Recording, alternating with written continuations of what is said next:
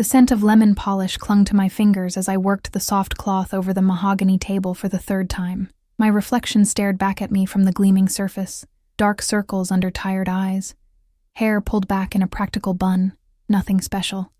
Just another invisible woman in a uniform. The grandfather clock in the corner of Mr. Castellano's study ticked relentlessly, each second reminding me I had 12 more hours of work ahead before I could drag myself back to my tiny apartment and collapse. I'd been working for 6 weeks at the Castellano estate, and I'd seen the owner exactly twice. Both times from a distance, surrounded by serious men in dark suits with telltale bulges under their jackets. The staff whispered about him. Vincent Castellano, businessman, philanthropist, and if rumors were true, the most dangerous man in the city. The kind of man whose name made other men go pale. Remember, never enter his private quarters unless specifically instructed, Mrs. Harding, the stern housekeeper who'd hired me, had warned. Never speak unless spoken to. Never look him directly in the eyes, and never, under any circumstances, ask questions about Mr. Castellano or his business associates. The rules were clear, the pay was excellent, and with my mother's medical bills piling up, I couldn't afford principles or curiosity. So I dusted, polished, and vanished whenever I heard approaching footsteps. A sharp electronic tone made me jump, the cloth falling from my fingers. I froze, eyes darting around the study until I spotted the small black intercom mounted near the door. Elena. The voice was deep, with an accent that curved around the syllables of my name in a way that sent a chill racing down my spine. How did he know I was here? I'd never even met him properly. Yet he knew my name. The estate was wired with security cameras, of course, but the idea that he might be watching me made my skin prickle. Yes, sir, I managed, my voice embarrassingly small. Bring coffee to my office. Black, 2 sugars. The connection cut before I could respond. I exhaled shakily, gathering my cleaning supplies with trembling hands. In 6 weeks, this was the first direct order I'd received from Vincent Castellano himself. The kitchen was 3 floors below, connected to the main house by a long corridor lined with artwork, worth more than I'd earn in 10 lifetimes. I prepared the coffee with methodical care, arranging the delicate porcelain cup on a silver tray alongside a small crystal dish of sugar cubes. My heartbeat thundered in my ears as I made my way back up to the 3rd floor, where Mr. Castellano's office occupied the entire east wing. 2 men in suits stood outside the double oak doors. Neither spoke as I approached, but one gave me a cursory glance before knocking twice and opening the door just wide enough for me to slip through. The office was vast, with floor-to-ceiling windows overlooking the estate's manicured gardens. A massive desk dominated the space, behind which sat Vincent Castellano. My first proper look at him stole the air from my lungs. The whispers hadn't done him justice. Tall, broad-shouldered, with olive skin and sharp features that looked carved from marble. His suit probably cost more than my yearly rent, and he wore it with the easy confidence of a man who had never worried about money. But it was his eyes that truly captured me. Dark as midnight, and completely unreadable, watching my every move with unsettling intensity. "Set it here," he said, gesturing to a clear spot on the desk with one ring-adorned hand. I stepped forward, painfully conscious of my worn uniform and the lingering scent of cleaning products that clung to me. As I placed the tray down, my hand betrayed me with a slight tremor, causing the cup to rattle against the saucer. "Are you afraid of me, Elena?" His voice was soft, almost conversational, which somehow made it more threatening. "No, sir," I lied, keeping my eyes fixed on the tray. "Just startled. I don't usually... That is, I haven't... Look at me when you speak." It wasn't a request. I forced myself to meet his gaze, immediately regretting it. There was something in those dark eyes, something that made me feel like prey. "How long have you been working in my home?" he asked, reaching for the coffee. 6 weeks, sir. And do you find the work satisfactory?" The question confused me. Why would someone like him care about my job satisfaction? "Yes, sir. The position is very adequate." His lips curved into what might have been a smile on anyone else. On him, it looked predatory. "Mrs. Harding speaks highly of your work ethic. Says you're meticulous, thorough." He took a sip of the coffee, eyes never leaving mine. "I value thoroughness, Elena." "Thank you, sir," I said, desperate to escape his scrutiny. "Will that be all?" Instead of answering, he opened a drawer and pulled out a slim folder, placing it on the desk between us. "Do you know what this is?" I shook my head, a knot of dread forming in my stomach. "It's your background check. Quite extensive, single, 28 years old. Father deceased, mother with multiple sclerosis, currently receiving experimental treatments at Mercy General. Treatments that cost," he glanced down at the folder, "significantly more than your previous salary as a hotel housekeeper could cover." The room seemed to shrink around me. How did he know all this? Why would he care? "Sir, I'm not finished." His tone remained even, but there was steel beneath it. 2 years of community college. No criminal record. 3 previous employers, all with positive references. Apartment in Westridge. No close friends. No romantic entanglements. He closed the folder.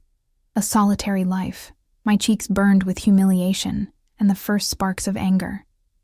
"Is there a problem with my background check, Mr. Castellano?" Something flickered in his eyes, surprise, perhaps, at my small act of defiance. "No problem. I'm simply curious why someone with your clean record and obvious intelligence is content scrubbing floors and dusting bookshelves."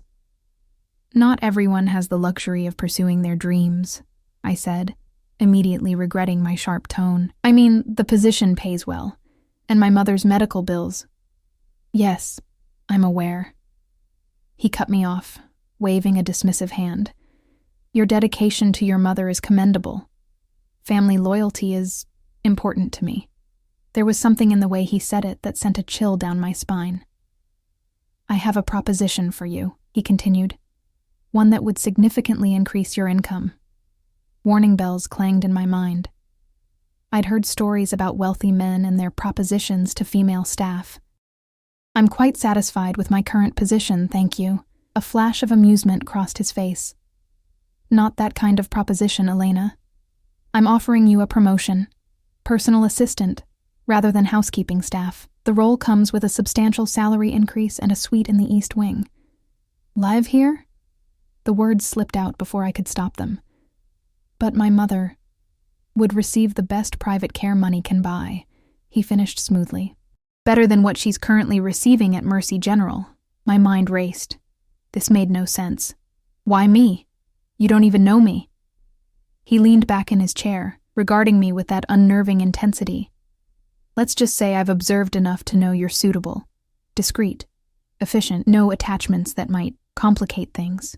"Observed?" The word hung between us, heavy with implication. He gestured vaguely toward a bank of monitors partially visible through a door behind his desk. Security feeds, dozens of them, showing every corner of the estate, including, I realized with a jolt, places where I'd believed myself alone. "You've been watching me," I whispered, a mixture of violation and fear washing over me. "I watch everyone in my home, Elena." His voice hardened. "Security is paramount in my position."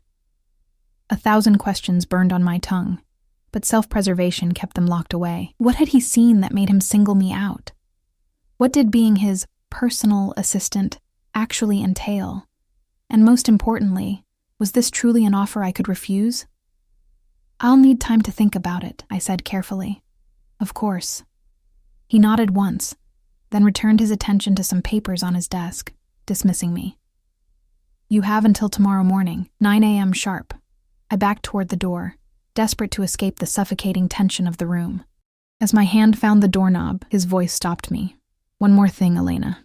I turned, finding his eyes fixed on me with an intensity that stole my breath. "The cameras in the East Wing library caught something unusual last night. Something I think we should discuss before you make your decision." His expression remained neutral, but there was something dangerous lurking beneath the surface. "Come to the library tonight, 10 p.m. My blood turned to ice. The East Wing library, where I'd accidentally broken a small crystal figurine last night while dusting. A figurine I'd carefully glued back together and returned to its place, hoping no one would notice. But he had noticed. He'd been watching. As I slipped out the door, I felt the weight of his eyes following me, and the terrible certainty that I was stepping into something far more dangerous than a simple job offer. Outside the office, I pressed my back against the wall, trying to slow my racing heart. What had I gotten myself into? And more importantly, how could I possibly get out? The hours crawled by, each tick of the grandfather clock like a hammer against my nerves.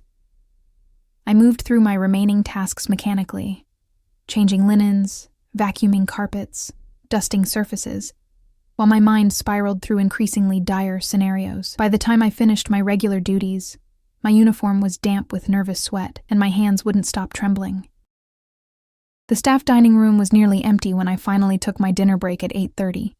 I picked at a plate of pasta, tasting nothing, while trying to make sense of the day's events. Vincent Castellano had been watching me. For how long? And why? What could he possibly want with someone like me? "You all right, honey? You look like you've seen a ghost," I startled, nearly knocking over my water glass. Maria, one of the kitchen staff, stood beside me with concern etched on her weathered face. At 60-something, she'd been with the Castellano family longer than anyone else, and treated the newer staff with motherly concern. "I'm fine," I lied, forcing a smile. "Just tired." Maria's eyes narrowed. Did something happen? Was it him? The way she said him left no doubt who she meant. I hesitated, uncertain how much to reveal. "Mr. Castellano spoke to me today. He offered me a different position." Maria's face drained of color. She glanced around the empty dining room before leaning close. "Listen to me carefully, Elena. Whatever he offered, whatever the money, turn it down. Find another job. Leave this place while you still can." A chill ran through me. "What do you mean? What do you know?" She shook her head, lips pressed into a thin line. "Girls like you, pretty girls with no family ties. They don't last long here.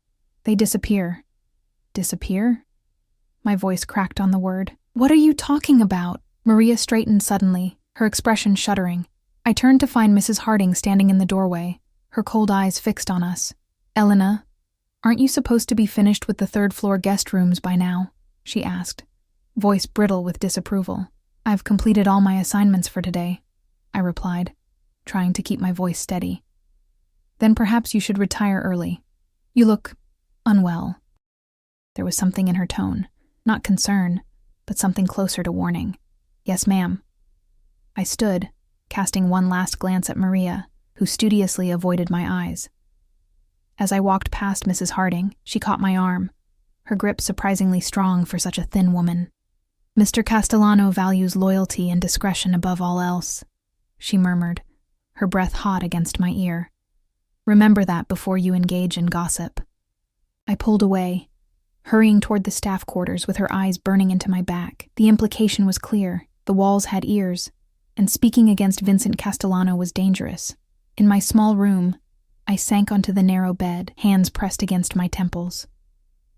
Maria's warning echoed in my mind. Girls disappear. I should run, grab my few belongings, and flee into the night. But what about Mom? Her treatments were working for the first time in years. Without this job, without the health insurance it provided, she'd deteriorate again. And if I accepted Castellano's offer, she'd have the best care money could buy. My phone buzzed with a text from the care facility.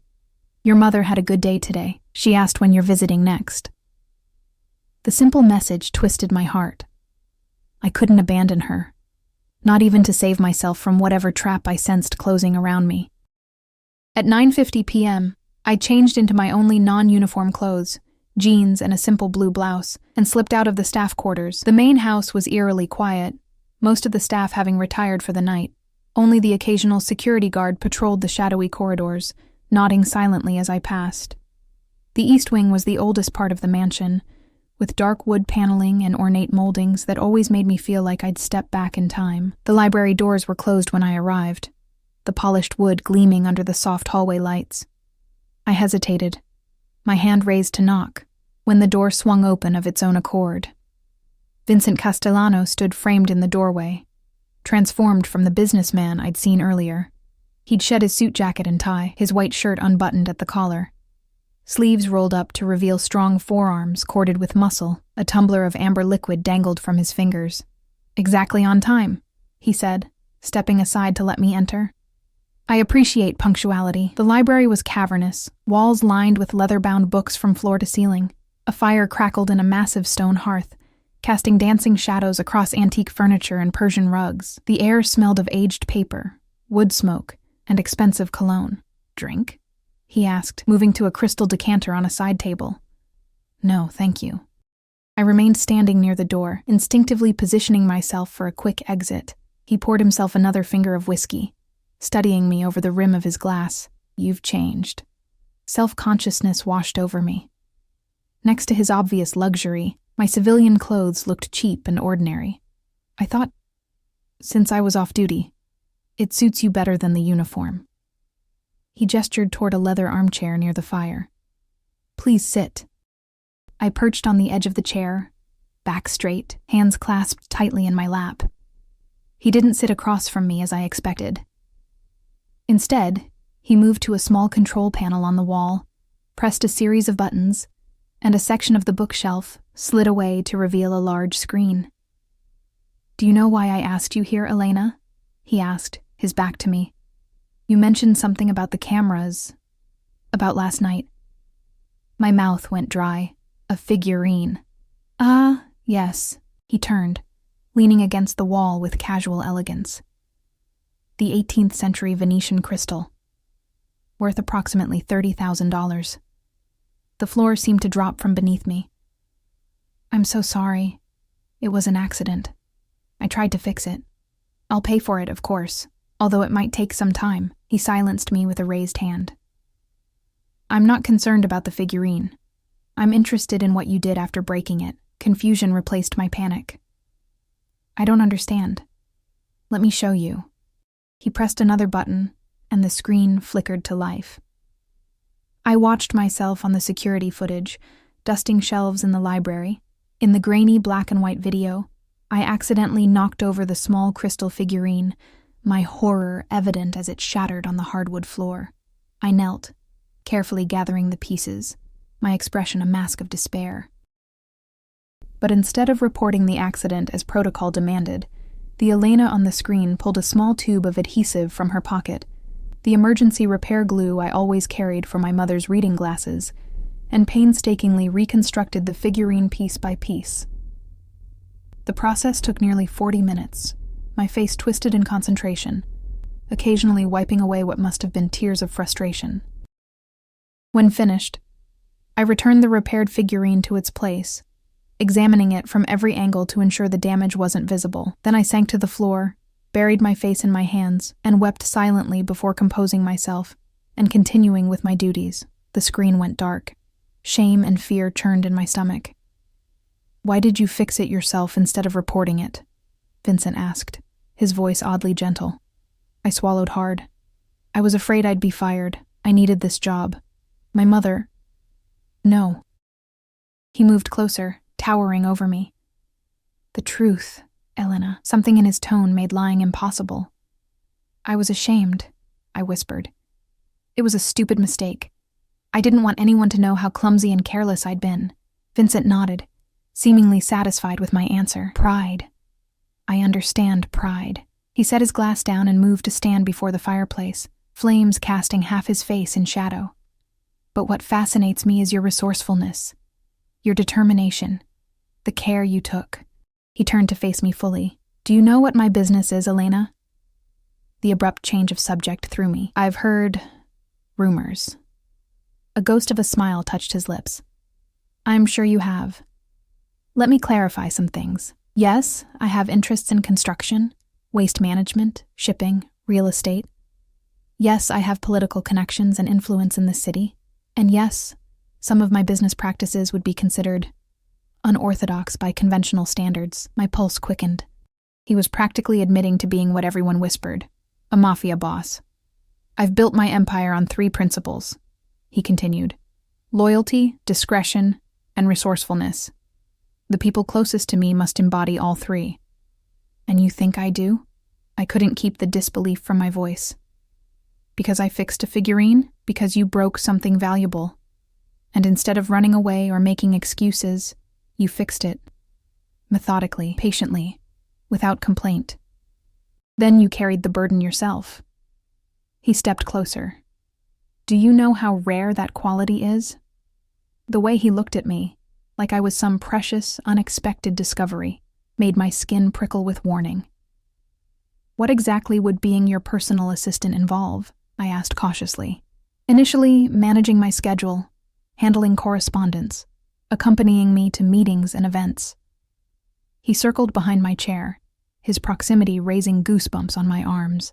"As trust develops, your responsibilities would expand accordingly." "And my mother's care?" "Transferred to a private facility of my choosing. The best doctors. Experimental treatments not available to the general public. No expense spared." It sounded too good to be true, which meant it probably was. "Why me?" "Surely there are more qualifications can be taught." He cut in. "Character cannot." His hand came to rest on the back of my chair, inches from my shoulder. I could feel the heat radiating from him, smell the spice of his cologne mixed with whiskey. My body tensed, caught between the instinct to flee and a strange, unwelcome flutter in my chest. "There's something else you should know," he said, his voice dropping lower. "The position requires absolute loyalty. To me. Not to my business, not to my family. To me personally." I turned to look up at him, finding his face much closer than I expected. "What does that mean exactly?" His dark eyes held mine. "It means your life becomes intertwined with mine. Your priorities become mine, your secrets become mine." The firelight caught the sharp angles of his face, making him look almost otherworldly. "And in return, my protection extends to you and your mother, completely, permanently." A shiver ran through me. This wasn't a job offer. It was something far more binding, a contract, a surrender. "What if I decline?" I managed to ask, already suspecting the answer. "Then you return to your duties as before. No penalties, no repercussions." He stepped back, giving me space to breathe. "But the offer expires tonight." I stood, needing to put distance between us. Moving to the fireplace, I stared into the flames, trying to think clearly despite the chaos in my mind. "May I ask one question?" "You may ask." I may not answer. "The other assistants, Maria mentioned girls who disappeared. What happened to them?" A heavy silence fell. When I turned, his expression had darkened, something dangerous flickering behind his eyes. "Maria should be careful about spreading rumors." Fear clutched at my throat. "Please." "There was one assistant before you," he said, cutting me off. "She betrayed my trust in ways I won't discuss. She didn't disappear. She was relocated, generously compensated for her silence." The way he said "relocated" sent ice through my veins. I didn't entirely believe him, but pushing further seemed unwise.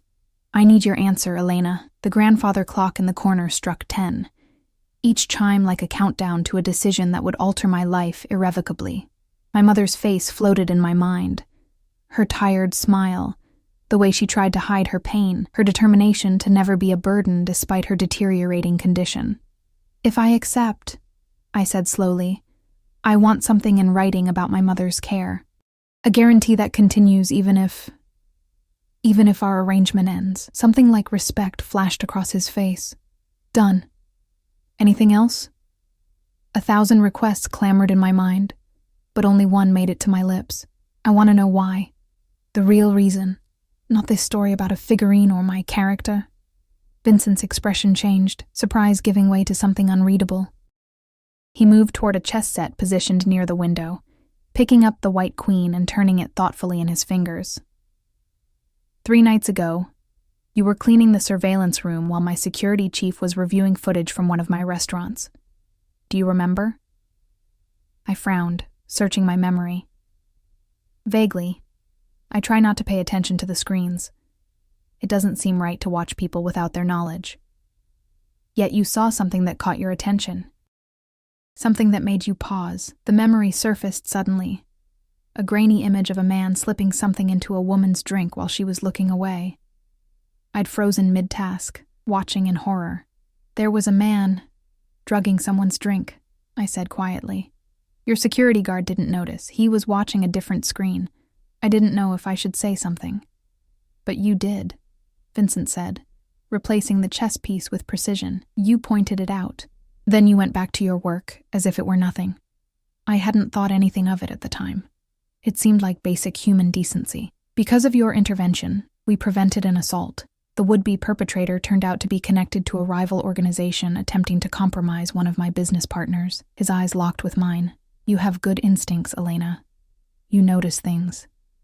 You act when necessary, and remain invisible when appropriate. He moved toward me, stopping close enough that I had to tilt my head back to maintain eye contact.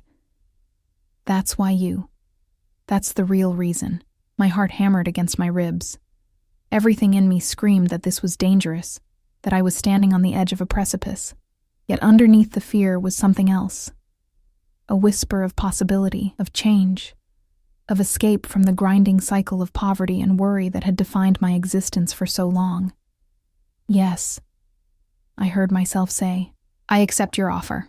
His smile was slow, satisfied, the look of a man who'd never doubted the outcome. Welcome to your new life, Elena. He extended his hand to seal our bargain. As my fingers met his, I couldn't shake the feeling that I'd just made a deal with the devil himself. The transition happened with dizzying speed. By morning, my few belongings had been moved from the staff quarters to a spacious suite in the East Wing, a luxurious prison of cream-colored walls, plush carpeting, and windows that opened just enough to let in fresh air but not enough for escape. Not that I was planning to escape, not yet. My mother was transferred to a private medical facility by noon. When I video-called her that evening, her face glowed with a vitality I hadn't seen in years. The doctors here are incredible, sweetheart, she said, her voice stronger than it had been in months. They've started me on a new treatment protocol, something experimental from Europe. That's wonderful, Mom, I replied, fighting to keep my expression neutral despite the turmoil inside me. How are your accommodations? Like a 5-star hotel. I have a private room with a garden view, gourmet meals, even a physical therapist who comes twice daily. Her eyes narrowed slightly. Elena, how can we possibly afford this? What's going on?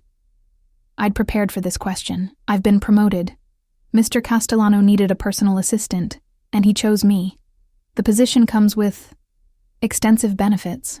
My mother's expression shifted to concern. What kind of man is he, Elena? I've heard rumors about the Castellano family. He's just a businessman, Mom, I lied smoothly, surprising myself with how easily the deception came. The rumors are exaggerated. She didn't look convinced, but didn't press further. Just be careful, sweetheart. No job is worth your safety or your principles. If only she knew how far beyond principles we had already gone. After the call ended, I sat on the edge of my new king-sized bed, taking in my surroundings. The suite was larger than my entire apartment, with a sitting area, a marble bathroom stocked with luxury products, and a walk-in closet that stood mostly empty, awaiting the wardrobe Vincent had promised would arrive tomorrow. A knock at the door startled me from my thoughts. I opened it to find Mrs. Harding, her usual stern expression replaced by something closer to wariness. Mr. Castellano requests your presence in his study in 30 minutes, she said, her eyes taking in my jeans and t-shirt with barely concealed disapproval. I have taken the liberty of bringing you something more appropriate to wear. She held out a garment bag. Thank you, I said, accepting it with as much dignity as I could muster. I've worked for the Castellano family for 22 years, she said abruptly, making no move to leave. I've seen many changes, many people come and go, including other assistants, I couldn't help asking. Her mouth tightened. Mr. Castellano values loyalty above all else. Remember that. With those cryptic words, she turned and walked away, leaving me wondering if I'd received a warning or a threat. Inside the garment bag was a simple but elegant black dress and matching heels that fit perfectly. I wondered uneasily how Vincent knew my size. The dress was conservative enough for business, but cut to accentuate the curves I usually hid beneath my loose uniforms. Vincent was waiting in his study, engaged in a tense phone conversation in what sounded like Italian. He gestured for me to sit while he finished, his tone leaving no doubt that whoever was on the receiving end was in serious trouble. I took the opportunity to study him unobserved. In a charcoal suit tailored to his powerful frame, he projected an aura of controlled menace even while perfectly still. A single gold ring adorned his left hand, not a wedding band, but something with a crest or symbol I couldn't quite make out. A thin scar bisected his right eyebrow, the only flaw in his otherwise immaculate appearance. He ended the call abruptly and turned his attention to me, his dark eyes moving over my transformed appearance with undisguised appreciation. Much better, he said, his voice a low rumble that sent an involuntary shiver down my spine. "How are you finding your accommodations?" "Very comfortable, thank you." I kept my voice neutral. "My mother seems pleased with her new facility." "As she should be. Dr. Neville is the leading MS specialist in the country, normally has a 3-year waiting list." He moved to his desk, retrieving a leather portfolio. "Your contract as promised. The terms of your employment, your compensation package, and the provisions for your mother's care." I accepted the document, scanning the first page. The salary made me blink. It was more than 5 times what I'd been making as a housekeeper. "This is generous. I pay for excellence." Vincent settled into the chair across from me. "You'll also find provisions for your mother's care in perpetuity, regardless of your continued employment." My eyes snapped to his face, searching for the catch. "Why would you guarantee that?" "Insurance," he said simply. "Against unnecessary anxiety on your part. I need your complete focus." I flipped through the remaining pages, noting clauses about confidentiality, loyalty, and availability that essentially meant I would be at his beck and call 24/7. What exactly will I be doing? For now, shadowing me, learning my business, my schedule, my preferences. Eventually, you'll manage my private correspondence, schedule meetings, accompany me to business and social functions. He leaned forward slightly. "Your first task begins tonight. We have dinner with an associate who's arriving from Miami. I need you to observe and remember everything. Who he speaks to, his exact words, his mannerisms. You want me to spy on your dinner guest?" I couldn't keep the surprise from my voice. Vincent's expression hardened slightly. "I want you to do your job. Observation is a critical part of it." He stood, signaling the end of our conversation. "A car will pick us up at 7. Wear the dress, leave your hair down." The last command, so personal and specific, caught me off guard. "My hair? I prefer it down," he said, his tone making it clear this wasn't a request, but an order. As I returned to my suite to prepare, the reality of my situation sank in. I wasn't just an assistant. I was something between a spy, a confidant, and a possession. The realization should have terrified me, but instead, I felt a strange detachment, as if watching someone else's life unfold. That evening, a sleek black Bentley with darkened windows carried us to one of the city's most exclusive restaurants. The driver, a serious-faced man named Marco, who I recognized as one of Vincent's security personnel, opened my door with silent efficiency. Vincent emerged behind me, placing his hand at the small of my back as we approached the entrance. "Remember," he murmured close to my ear, "you are an extension of me now. Watch, listen. Remember." The maitre d' greeted Vincent with a deference bordering on fear, leading us immediately to a private room in the back of the restaurant. A man rose as we entered, silver-haired, tanned, with the artificial smoothness of recent cosmetic work tightening his features. "Vincent," he greeted, embracing my employer with the excessive warmth of someone trying too hard. "It's been too long. Antonio." Vincent's response was cooler, more measured. "This is Elena, my new assistant." Antonio turned his attention to me, his eyes lingering a beat too long. "Charming. You always did have excellent taste." Something in his tone made my skin crawl, but I maintained a polite smile, following Vincent's lead as we sat at the elegantly set table. Throughout the meal, the conversation flowed between English and Italian, discussing what seemed like legitimate business ventures, but with undercurrents I couldn't quite grasp. I noted how Antonio's right hand trembled slightly when certain names were mentioned, how his smile never reached his eyes, how he drank too much wine too quickly. Vincent, by contrast, remained perfectly controlled, nursing a single glass of scotch throughout the evening. Occasionally, his leg would press against mine under the table, a reminder of his presence, his ownership. As dessert was served, Antonio's phone chimed. He glanced at it, his expression changing subtly before he excused himself to take the call outside. "What did you notice?" Vincent asked the moment we were alone. "He's nervous," I replied without hesitation. "His right hand trembles. He touches his watch whenever you mention someone named Gallo. He's drinking too much. 4 glasses of wine while you've had 1 scotch. And he just received a text that upset him." A hint of approval flickered in Vincent's eyes. "Good. What else? I hesitated, then decided honesty was safest. He doesn't respect you as much as he pretends to. There's resentment underneath his friendliness. Vincent's expression didn't change, but something dangerous flashed in his eyes, very perceptive. Antonio believes I took something that was rightfully his years ago. He's been nursing that grudge for a long time.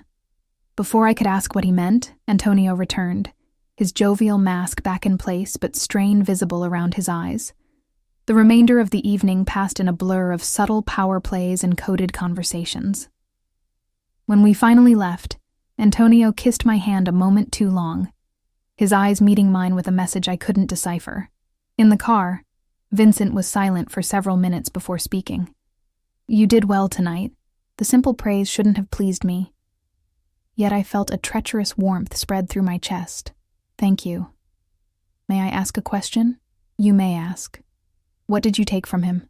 Vincent turned to look at me, his expression unreadable in the dim light of the passing street lamps. His future. The cryptic answer hung between us, adding to the growing list of mysteries surrounding the man who now controlled my life. Days turned into weeks, and I settled into a routine that was anything but routine. Each morning began with reviewing Vincent's schedule and security briefings. I accompanied him to meetings with business associates, politicians, lawyers, taking notes, observing interactions, learning the complex web of alliances and enmities that comprised his world. I learned quickly that Vincent Castellano was a man of precise habits and exacting standards. His coffee had to be prepared exactly right. French press, water at 200 degrees, beans ground precisely 30 seconds before brewing. His suits were custom made in Milan, his shirts hand-stitched, his shoes polished daily. He ate at exactly the same times each day, worked out in his private gym every morning at 5 a.m., and read for exactly 1 hour before bed, usually classics or military history. What surprised me most was his intelligence. He spoke 5 languages fluently, could discuss Renaissance art or quantum physics with equal ease, and possessed a memory so precise it was almost frightening. Nothing escaped his notice, especially where I was concerned. You're not sleeping, he observed one morning as I brought him his daily briefing. The circles under your eyes are darker. I hadn't told anyone about the nightmares that had plagued me since taking this position. Dreams of being watched, of running through endless corridors, of drowning in dark water while Vincent stood on the shore, observing with clinical detachment. Just adjusting to the new schedule, I lied. His eyes narrowed slightly, but he didn't press the issue. Instead, he surprised me by saying, "Take the afternoon off. Get some rest. We have the charity gala tonight." The gala, a fundraiser for children's cancer research that I'd spent weeks helping organize, would be my first public appearance as Vincent's assistant. The thought filled me with equal parts anxiety and something closer to excitement than I wanted to admit. The black gown Vincent had selected for the gala arrived that afternoon. A sleek, floor-length creation of silk and lace that probably cost more than my old apartment's yearly rent. Along with it came a velvet box containing a diamond necklace and matching earrings that made me gasp aloud. "I can't wear these," I told him when he stopped by my suite to check if everything was satisfactory. "They must be worth a fortune." Vincent, leaning against the door frame with casual elegance, merely shrugged. "Consider them tools of the trade. Tonight you represent me. You'll dress accordingly. As your employee or your possession." The words slipped out before I could stop them. Instead of anger, amusement flickered across his face. Is there a difference? That was the maddening thing about Vincent Castellano. Just when I thought I understood the rules of our arrangement, he would shift them, keeping me perpetually off balance. Sometimes he treated me with cool professionalism, other times with an intimacy that made my pulse quicken despite myself. He demanded absolute loyalty, while revealing almost nothing of himself in return. The gala was held at the city's Grand Art Museum, transformed for the evening into a glittering wonderland of lights and flowers. As Vincent's sleek Bentley pulled up to the entrance, I felt a flutter of nerves. This would be my first public appearance by his side, under the scrutiny of the city's elite. "Remember," Vincent murmured, as he helped me from the car, his hand warm against the bare skin of my back. "You're not the help anymore. You're an extension of my authority. Act accordingly." Camera flashes greeted us as we walked the red carpet into the museum. Vincent moved through the crowd with practiced ease, his hand never leaving the small of my back, guiding me, claiming me. I recognized faces from news and magazines, politicians, celebrities, business tycoons, all nodding deferentially as Vincent passed. Mr. Castellano, a silver-haired man in an expensive suit, approached, hand extended. "So glad you could make it. Your contribution was exceedingly generous."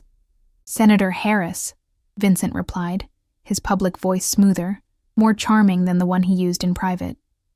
"The cause is worthy. Elena, this is Senator William Harris. Senator, my assistant, Elena Reyes." The senator's eyes lingered on me with poorly disguised interest. "A pleasure, my dear. How long have you been working for Vincent?" "Not long enough to discuss it at a charity event, Bill," Vincent cut in smoothly. "How's the campaign going?" I observed their interaction carefully, noting the tension beneath the senator's smile. The way Vincent's casual question carried the weight of something more significant. This was what I'd been trained for over the past weeks, to read the currents of power and influence that flowed beneath seemingly innocent conversations. As the evening progressed, I found myself separated from Vincent, drawn into conversation with the wives and girlfriends of his associates. They studied me with predatory curiosity, their questions thinly veiled attempts to determine exactly what my relationship with Vincent entailed. "Such a lovely necklace," purred a blonde woman in a red dress. "Vincent has excellent taste in jewelry. And women." "I wouldn't know," I replied coolly. "I'm just his assistant." She laughed, a brittle sound like breaking glass. "Honey, Vincent Castellano doesn't hire just assistants, not ones who look like you." Before I could respond, a hush fell over the gathering. I turned to see what had captured everyone's attention. A woman had entered, tall and striking, with porcelain skin and hair so black it seemed to absorb light. Her crimson gown clung to a figure that made even the most beautiful women in the room look ordinary by comparison. "Sophia Russo," the blonde beside me whispered, a note of fear in her voice. "Vincent's ex. Nobody expected her to show up tonight." I watched as the woman moved through the crowd with regal confidence, people parting before her like the Red Sea. Her gaze swept the room, finally landing on Vincent, who stood across the ballroom deep in conversation with a group of men. For a moment, neither moved. Then Vincent turned, as if sensing her presence, and their eyes locked. Even from a distance I could feel the electric tension between them, a history written in the rigid set of his shoulders, the slight parting of her ruby lips. "Excuse me," I murmured to the women around me, moving instinctively toward Vincent. I didn't understand my own urgency. Was I trying to protect him or myself? I reached him just as Sophia did, sliding to his side with a composure I didn't feel. "Vincent," she greeted him, her voice a smoky contralto with the barest hint of an accent. "It's been too long. Sophia." His voice betrayed nothing, but I felt the slight tensing of his body beside mine. "I wasn't aware you were back in the country." Her crimson lips curved into a smile that didn't reach her eyes. "Some business required my personal attention." Her gaze slid to me, assessing and dismissing in a single glance. "Aren't you going to introduce me to your latest acquisition?" The word stung, but I maintained my composure. Vincent's hand found the small of my back again, a possessive gesture that wasn't lost on Sophia. "Elena Reyes, my personal assistant. Elena, this is Sophia Russo, an old acquaintance." Sophia's laugh was like velvet dragged over broken glass. "Is that what we're calling it now? How diplomatic of you." She extended a hand adorned with blood-red nails. Charmed, I'm sure. I accepted the handshake, meeting her gaze directly. Her fingers were ice cold, her grip painfully tight. Vincent always did have a weakness for pretty, vulnerable things. She released my hand, turning her attention back to him. "We need to talk, Vincent, privately." A muscle ticked in his jaw, the only sign that her presence affected him. "This isn't the time or place, Sophia. It never is with you." She stepped closer, her voice dropping to a whisper meant only for him, though I caught the words. "They know about Miami. All of it." Vincent's expression didn't change, but I felt him go utterly still. "Elena, give us a moment." Dismissed, I retreated to a discreet distance, watching as they moved to a quiet corner of the ballroom, their conversation intense but inaudible. Sophia's hand came to rest on Vincent's arm, her body angling toward his with practiced intimacy. A sharp pang shot through me. Something dangerous close to jealousy. Ridiculous. I was Vincent's employee, not his lover. Whatever history he shared with this woman was none of my concern, yet I couldn't tear my eyes away from them, cataloging every gesture, every micro-expression, the way he leaned slightly away from her touch, the tightening around his eyes when she spoke, the almost imperceptible shake of his head.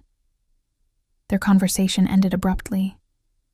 Sophia's face hardened before she composed herself, leaning in to press a lingering kiss to Vincent's cheek. As she pulled away, her eyes found mine across the room, a triumphant smile playing at her lips before she turned and glided away. Vincent returned to my side, his expression inscrutable. "We're leaving."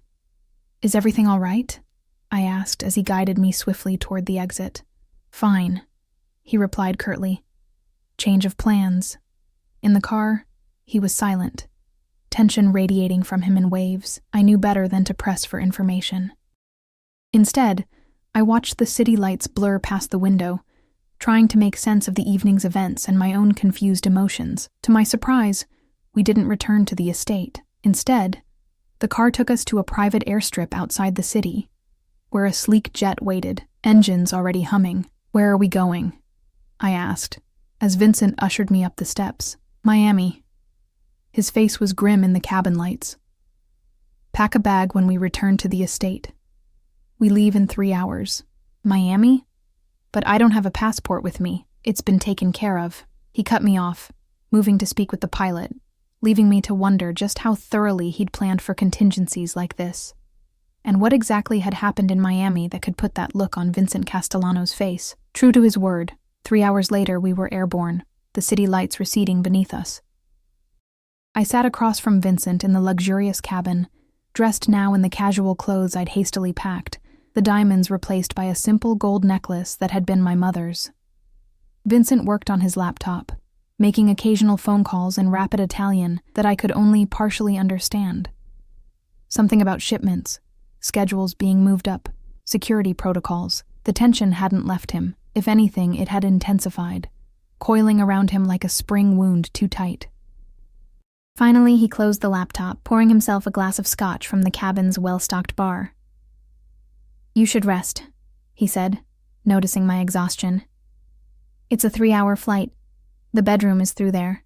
He nodded toward a door at the rear of the cabin. "I'm fine," I lied, fighting a yawn. "Are you going to tell me what's happening?" Vincent studied me for a long moment, as if weighing how much to reveal. "There's a situation with one of my business interests in Miami." Sophia brought information that requires my immediate attention. "What kind of situation?" A ghost of a smile touched his lips. "The kind that doesn't concern assistants. No matter how observant they might be." I felt a flare of frustration after weeks of being told to watch, listen, remember, to be an extension of him.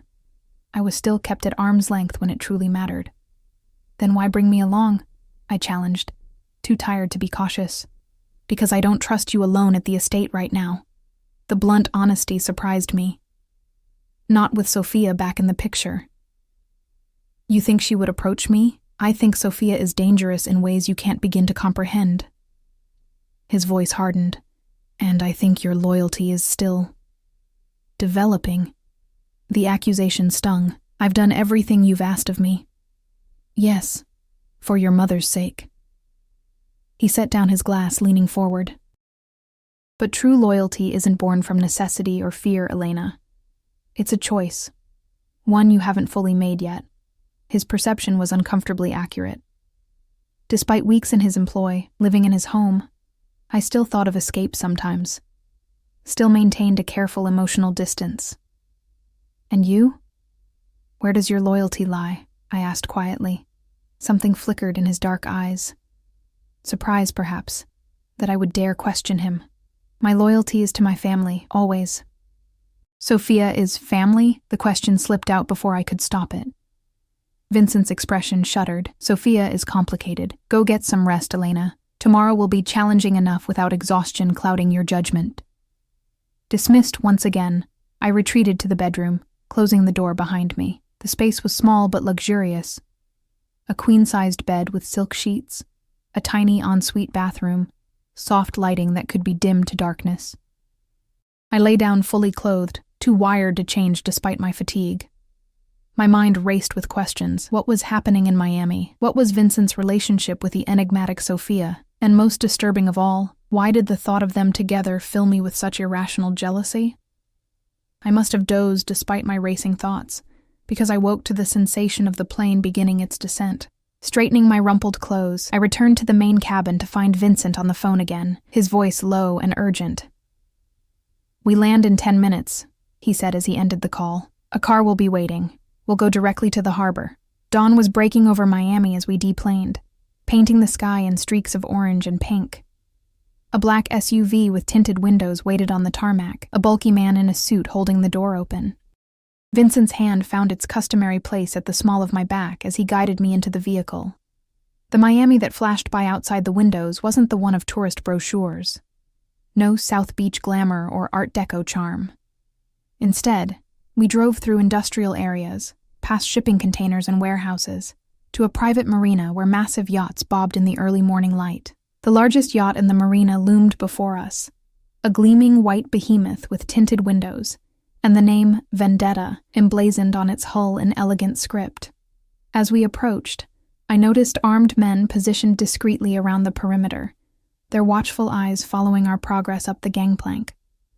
"Stay close to me," Vincent murmured, his hand at the small of my back. "Speak only when spoken to. Observe everything." The yacht's interior was a study in ostentatious wealth. Marble floors, crystal chandeliers, gold fixtures. We were led through a series of rooms to a spacious salon at the rear of the vessel, where floor-to-ceiling windows offered a panoramic view of the harbor. 3 men awaited us, seated around a glass table laden with breakfast that no one was eating. I recognized Antonio from our dinner weeks ago, looking considerably more haggard than before. Beside him sat an elderly man in a wheelchair, his wiry frame and hawkish features suggesting strength despite his obvious frailty. The third man was younger, perhaps in his 30s, with Antonio's features, but harder, crueler. "Vincent." The elderly man's voice was surprisingly strong. "Right on time, as always." "Don Salvatore."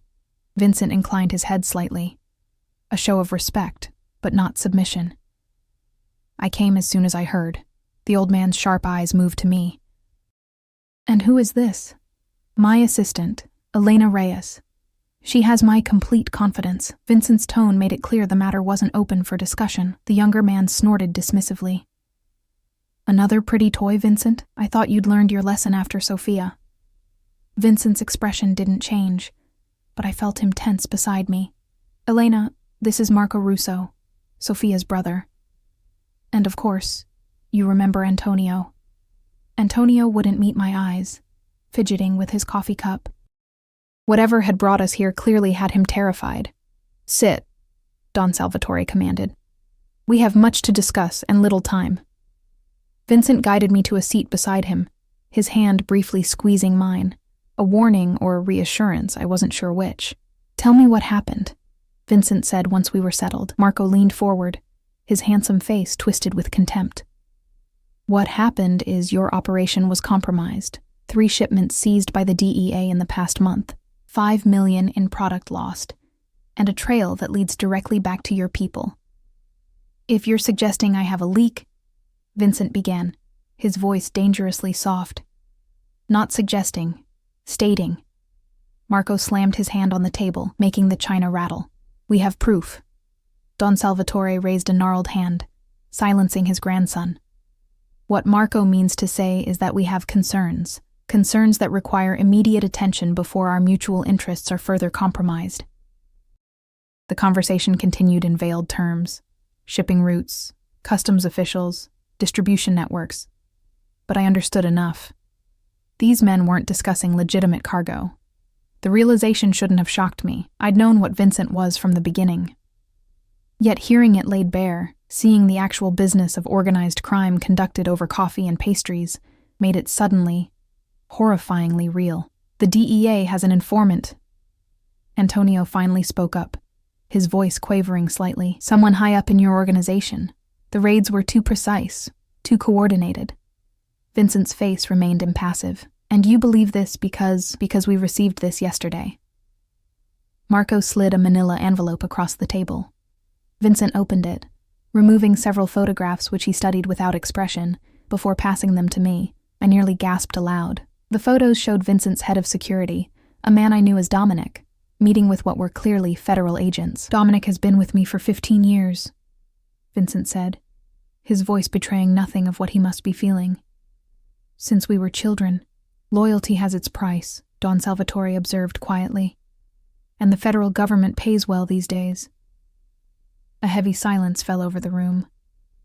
I kept my eyes on the photographs, afraid of what I might see if I looked at Vincent. The betrayal, the rage, the hurt. What do you propose? Vincent finally asked. Clean house, Marco said bluntly. Starting with Dominic, make an example. Show everyone what happens to traitors. And if I refuse? Marco's smile didn't reach his eyes. Then our families go our separate ways. All agreements nullified. All territories renegotiated. The threat hung in the air, its implications clear even to me. War. Bloodshed. The dissolution of whatever fragile peace existed between these powerful men. Vincent stood abruptly. I need to make some calls. Verify this information independently. Of course, Don Salvatore nodded. Take all the time you need. We'll be here. As we exited the salon, I felt Marco's eyes following us, his gaze lingering on me with unsettling intensity. Once we were alone in a private stateroom, Vincent pulled out his phone, making a series of rapid calls in Italian too quick for me to follow. Is it true? I asked when he finally disconnected. About Dominic. Vincent's expression was cold, distant. It appears so. What will you do? He looked at me then. Really looked at me, as if trying to read my soul. What would you do, Elena, if someone you trusted absolutely betrayed you? Endangered everything and everyone you care about? The question wasn't hypothetical. He was testing me, gauging my reaction, my morality. I don't know, I answered honestly. I've never been in that position. Haven't you? His voice softened slightly. You betrayed your own principles the moment you accepted my offer. You knew what I was, what my business entails, yet you chose your mother's well-being over your moral qualms. His words struck like a physical blow. He was right, of course. I'd made my choice with open eyes, selling pieces of myself for my mother's care. Was I so different from Dominic, who'd apparently sold his loyalty for federal protection? The difference, Vincent said as if reading my thoughts, is that you've never pretended to be something you're not. Your conflict has been visible from the beginning. He moved closer, his hand coming up to brush a strand of hair from my face. Dominic looked me in the eyes every day for 15 years while plotting my destruction. The gentle touch belied the cold fury in his voice.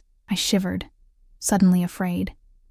Not of Vincent, but of what was about to happen. I need you to do something for me, he said, his hand still lingering near my face. Something important.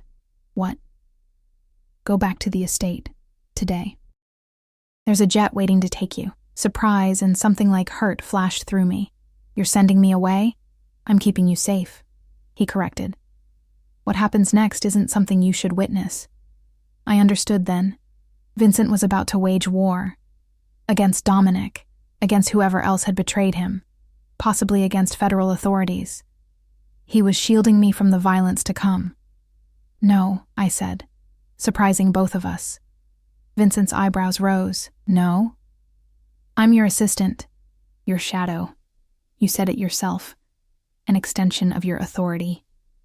I met his gaze steadily. If you send me away now, everyone will see it as weakness, protection.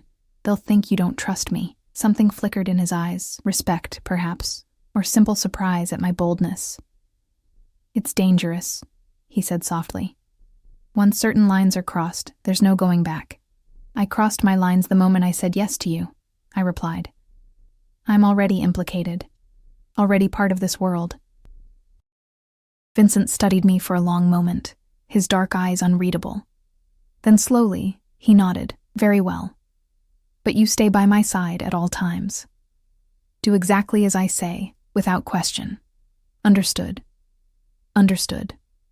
The next 48 hours passed in a blur of tension and carefully orchestrated violence.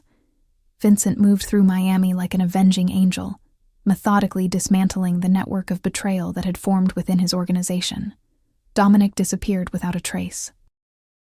Several others, men whose names I'd heard in passing during my time with Vincent, similarly vanished. I witnessed none of the actual violence, but I saw its aftermath in the grim satisfaction on Vincent's face, in the renewed respect and fear he commanded from his associates. By the time we returned to the yacht for a final meeting with Don Salvatore, the message had been sent. Betrayal of Vincent Castellano would not be tolerated. It seems congratulations are in order, Don Salvatore said as we settled in the salon once more. You've handled the situation decisively. The leak has been contained, Vincent replied simply. Marco, watching from the corner, seemed almost disappointed that bloodshed had been averted between our families. Antonio, by contrast, looked relieved to the point of tears. There is one more matter to discuss, Don Salvatore continued, his shrewd eyes moving between Vincent and me. The question of trust. Vincent tensed beside me. My house is in order. Yes, but how do we ensure it stays that way? The old man's gaze settled on me. Relationships between our families have always been strengthened by more permanent bonds. The implication hung in the air, a tangible thing. Sophia was a mistake, Vincent said flatly. One I won't repeat. Don Salvatore nodded slowly. Perhaps. Or perhaps the mistake was in choosing a woman who already had divided loyalties. His gnarled finger pointed at me. This one is different. I see it in the way she watches you. The way she stands beside you despite knowing what you are. I sat very still, understanding washing over me in a cold wave. This had never been about Dominic, or shipments, or territorial disputes. This entire scenario, from Sophia's appearance at the gala to the revelation of the betrayal, had been orchestrated to test Vincent, to test me.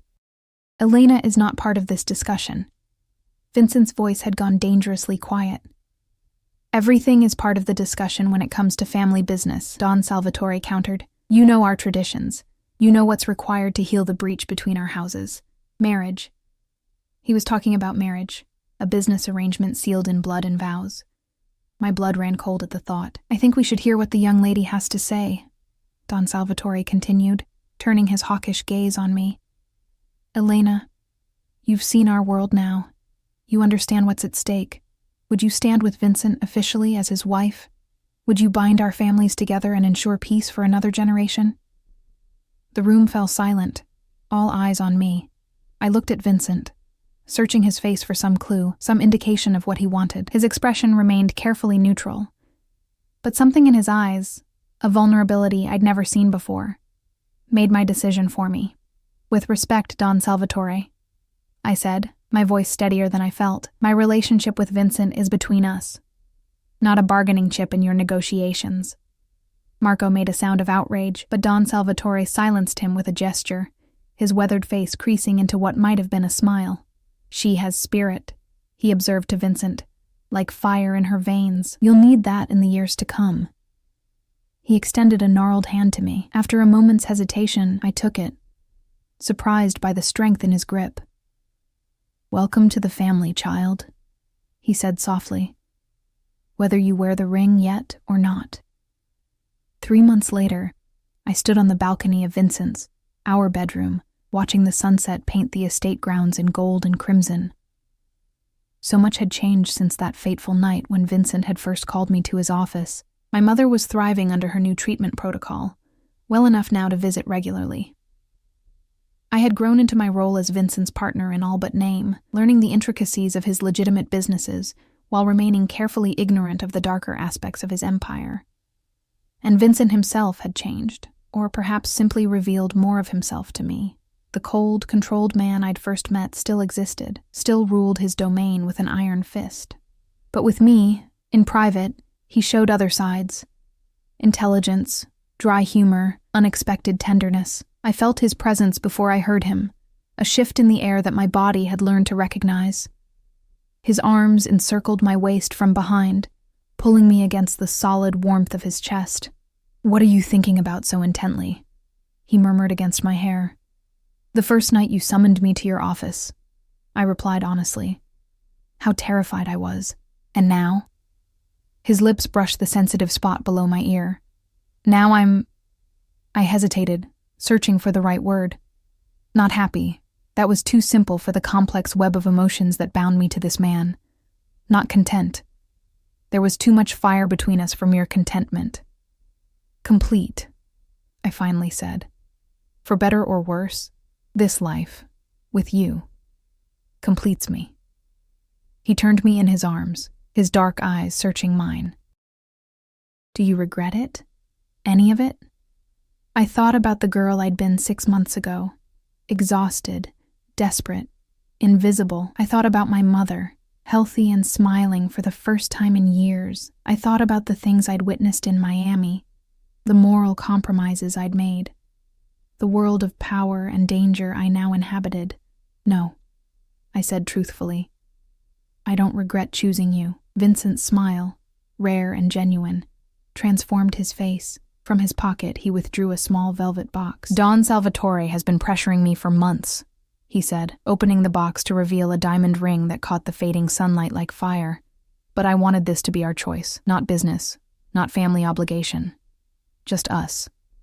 My breath caught in my throat. Vincent. Marry me, Elena, he said simply. Not because the old man demands it, not because it's convenient or practical. Marry me because somewhere along the way, you became essential to me. Because I can't imagine my life without you in it. I looked at the ring, then at the man holding it. Dangerous, complicated, ruthless, and yet capable of such unexpected tenderness. The man who had changed everything. Yes, I whispered, watching his face transform with genuine joy as he slipped the ring onto my finger. Yes, I'll marry you. As his lips met mine, sealing our future with a kiss, I knew that the security cameras were still watching, recording this moment as they had recorded our first meeting. But this time, I didn't care. This time, I belonged exactly where I was, in the arms of the man who had seen something in me that I hadn't even seen in myself. The Mafia boss had checked the cameras to watch his maid, and what he saw had changed everything.